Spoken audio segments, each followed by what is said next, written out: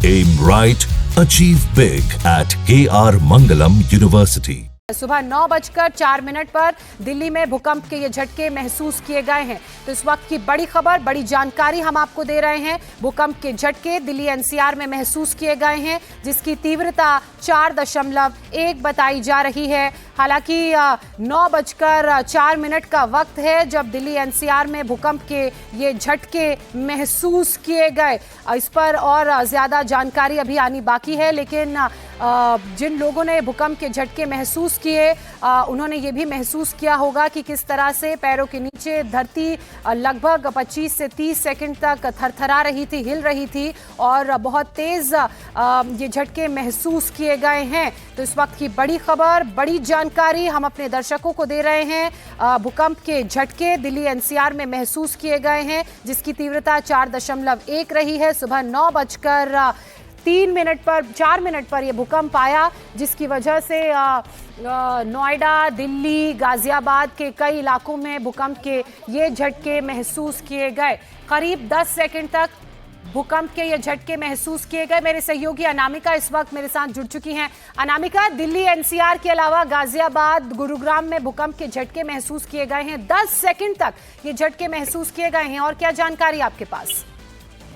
बिल्कुल ज्योत्सना, दिल्ली एनसीआर के कई इलाकों में 10 सेकंड तक बहुत तेज भूकंप के झटके महसूस किए गए। अभी 4.1 रिक्टर स्केल पे इस भूकंप के झटकों को मापा गया है। अचानक से जब लोग अपने ऑफिस के लिए बाहर निकल रहे थे, गाड़ी में तक ये भूकंप के झटके महसूस किए गए। हालांकि अभी केंद्र क्या है ये जानकारी आना अभी बाकी है, लेकिन दिल्ली एनसीआर में इस तरीके के तेज भूकंप के झटकों ने लोगों को जरूर डराया है ज्योत्सना। बिल्कुल, इससे ठीक 1 महीना पहले अनामिका, मुझे याद है जब आधी रात को दिल्ली एनसीआर में इस तरह के भूकंप के झटके महसूस किए गए थे, और अब 10 सेकंड तक ये जो झटके भूकंप के महसूस किए गए हैं, उसका केंद्र अभी पता चलना बाकी है, लेकिन तीव्रता जरूर पता चल गई है 4.1। मेरे सहयोगी शोएब रजा इस वक्त हमारे साथ जुड़ चुके हैं। शोएब, ये जो भूकंप के झटके महसूस किए गए हैं, जिसका केंद्र अभी पता चलना बाकी है, क्या आपने भी भूकंप के झटके महसूस किए?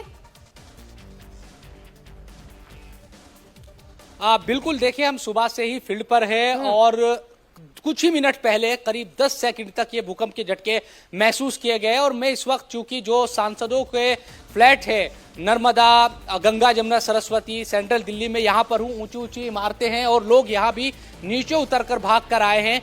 हम गाड़ी में बैठे हुए थे, हालांकि उस वक्त तब भी महसूस किया, लेकिन हमने देखा कि लोग नीचे की तरफ आ रहे हैं। कुछ लोग भी हमारे साथ मौजूद हैं, उनसे भी बात करते हैं। आप इसीलिए भाग कर नीचे आए कि भाई भूकंप आया? भूकंप, हमारा वो फैन जो हिलने लगा और दरवाजा भी हिलने लगा, तो हम नीचे भाग के आ गए। आप किस सांसद की कोठी में यहाँ पर हैं? पीसी गद्दीगौड़ा, एमपी, बागलकोट, कर्नाटक से है हम। अच्छा, 7th फ्लोर पे था। 7th फ्लोर पर थे। हाँ, तो अचानक जब हिला 2 बार हिला। एक बार हिला और एक 10 मिनट छोड़ के, और 2 बार हिला तो नीचे भाग के आ गया। इस तरह की सिचुएशन, आप आइए आगे। इस तरह की सिचुएशन जब भूकंप, जाहिर सी बात है पिछले दिनों भी बहुत तेज भूकंप आया था, लेकिन ये जो भूकंप है इसकी तीव्रता बहुत ज्यादा थी, काफी महसूस हुआ।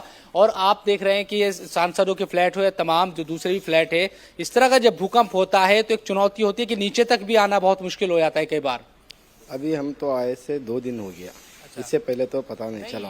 मैं ये जानना चाह रहा हूँ कि जब भूकंप आया और नीचे आप दौड़े, लिफ्ट के जरिए नीचे आए? हाँ, लिफ्ट के नीचे आए। नीचे पहुँच पाएंगे? नहीं।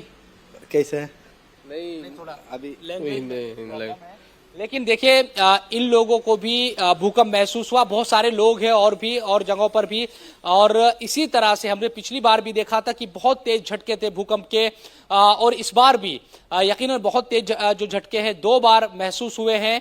और ये जो फील था इस भूकंप का, यकीनन इसको सबने फील किया, क्योंकि झटके जो थे वो काफी तेज थे, और इसी वजह से जो लोग ऊपर की तरफ थे वो भी नीचे आए। इसके अलावा क्योंकि सुबह का वक्त है, अभी 9 से ज़्यादा का वक्त हो चला है, तो इस वक्त ये होता है कि ज़्यादातर लोग अपने ऑफिस के लिए निकल रहे होते हैं, कुछ लोग सड़कों पर है। लेकिन जब रात के वक्त इस तरह के झटके कई बार हमने देखा कि फील किए गए, तो एक बहुत बड़ा जो लोगों का एक हुजूम है, अपने चाहे वो घरों के बाहर हो या मोहल्लों में हो, वहाँ इकट्ठा हो जाता है। इस वक्त हम देख रहे हैं कि जो लोग हैं वो नीचे जरूर आए हैं और तेज जो झटके हैं, हालांकि इसका जो केंद्र है वो पता लगाने की कोशिश की जा रही है। और पिछले कुछ महीनों या कुछ सालों में दिल्ली में अगर आप देखें एक रिकॉर्ड भूकंप आने का, तो उससे पता चलता है कि यकीनन एक के बाद एक इस तरह के जो झटके हैं वो यहाँ पर महसूस हो रहे हैं।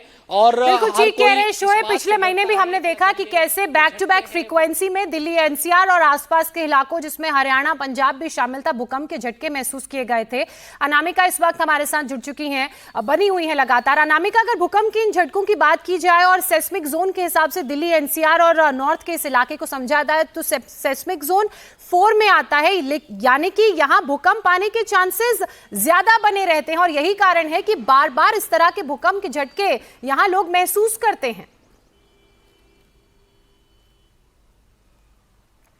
बिल्कुल ज्योत्सना, लगभग 2 महीने पहले भी इसी तरीके के भूकंप के झटके महसूस किए गए थे और लगातार अभी अगर हम आप बात करें तो हम एनसीआर के इलाके में मौजूद है, नोएडा में मौजूद है। नोएडा में भी बहुत तेज भूकंप के झटके महसूस किए गए। 9 बज के कुछ मिनट का समय था, 9 बज के 4 मिनट का समय था जब लोग अपने ऑफिस के लिए बाहर निकल रहे थे। लोगों ने गाड़ी तक में भूकंप के झटके महसूस किए।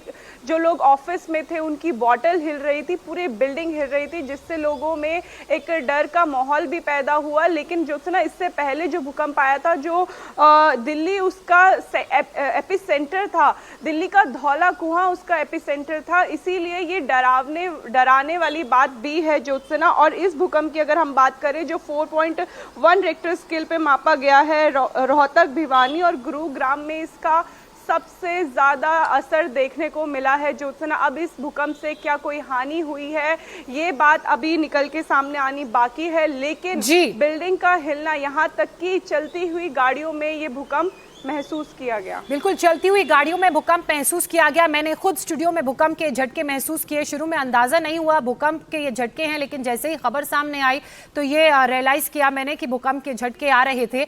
लगातार शोएब रजा भी बने हुए हैं। शोएब, जैसा कि अनामिका भी बता रही है कि हरियाणा में सबसे तेज भूकंप के झटके महसूस किए गए हैं, भिवानी इसमें शामिल है, इसमें गुरुग्राम शामिल है, तो क्या ये माने कि हरियाणा के आसपास या हरियाणा में भूकंप का ये एपिसेंटर रहा होगा? आप बिल्कुल देखिए, पहले दिल्ली में दिल्ली के आसपास एपिक सेंटर था पिछली बार जब हमने देखा था। इस बार भी जो केंद्र है वो शायद एनसीआर हो सकता है। कुछ देर के बाद इसकी भी जानकारी सामने आ जाएगी। लेकिन एक बात है कि 4.1 अभी जो झटके हैं वो तीव्रता बताई जा रही है। यकीनन अगर इससे ज्यादा यानी कि 5 पॉइंट से ज्यादा के झटके दिल्ली में कभी इस तरह की चीजें होती है तो बहुत ज्यादा नुकसान की जो संभावना है वो बढ़ जाएगी, क्योंकि दिल्ली को लेकर लगातार ये कहा जाता रहा है कि पूरी दिल्ली इस तरह से बसी हुई है, यहाँ की जो इमारतें हैं भूकंप रोधी नहीं है, जिससे जो भूकंप के जो झटके वो सहने की क्षमता हो। बहुत सारी इमारतें हैं, लोग इस तरह से रहते हैं, तो यकीनन एक डर सताता रहता है लोगों को कि अगर खुदा न खास्ता कभी इस तरह की चीजें होती है और जो तीव्रता है वो 5 पॉइंट से 5.5 पॉइंट से ज्यादा होती है तो फिर बहुत मुश्किल होगा।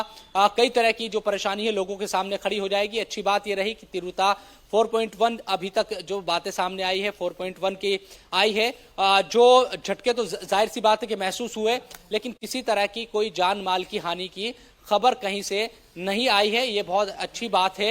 लेकिन अच्छी और राहत की भी बात है, लेकिन चिंता अभी टली नहीं है, क्योंकि अक्सर हम देखते हैं कि जो भूकंप के झटके होते हैं वो ग्रुप्स में महसूस किए जाते हैं, जो ट्रेमर्स होते हैं वो महसूस कई बार किए जाते हैं। ऐसे में अब चूंकि पहले जो झटके अभी महसूस किए गए 9:04 पर, उसकी तीव्रता 4.1 बताई जा रही है, जो इस लिहाज से तो जरूर समझ में आता है कि ठीक है कि किसी तरह का जानी नुकसान नहीं हुआ है। लेकिन जैसा कि शोएब रजा ने भी कहा, अगर दिल्ली की डेमोग्राफी को समझा जाए, ज्योग्राफी को समझा जाए तो दिल्ली इससे ऊपर के झटकों के लिए प्रिपेयर्ड नहीं है।